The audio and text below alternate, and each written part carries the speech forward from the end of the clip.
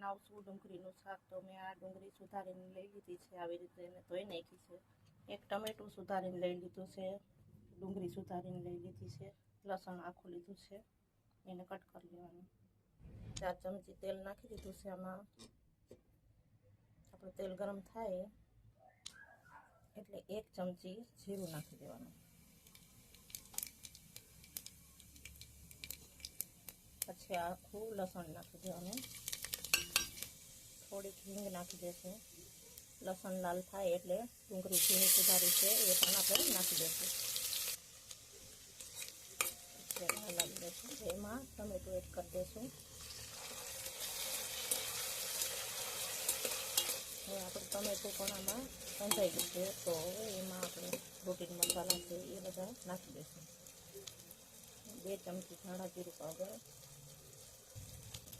1/2 ચમચી હળદર, 1 ચમચી તીખું મરચું અને 2 ચમચી આપણે કાશ્મીરી મરચું નાખી દઈશું. સ્વાદ મુજબ નિમક નાખી દઈશું અને મિક્સ કરી દઈશું.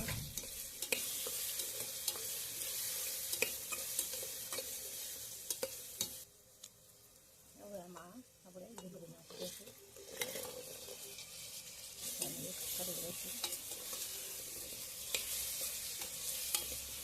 આપણે આ શાક કુકરમાં જ બનાવ્યું છે.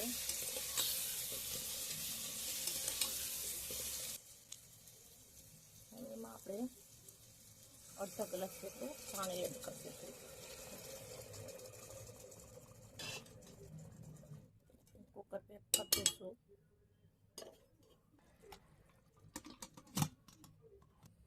ત્રણ સીટી થાય એટલે આપણે પછી જોઈ લેવાનું છે.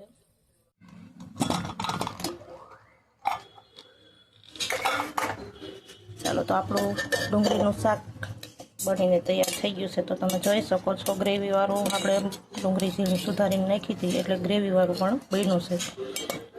તો તમને મારી રેસીપી પસંદ આવે તો લાઈક કરજો, શેર કરજો અને મને સપોર્ટ કરજો. હવે આમાં આપણે ધાણા એડ કરી દઈશું.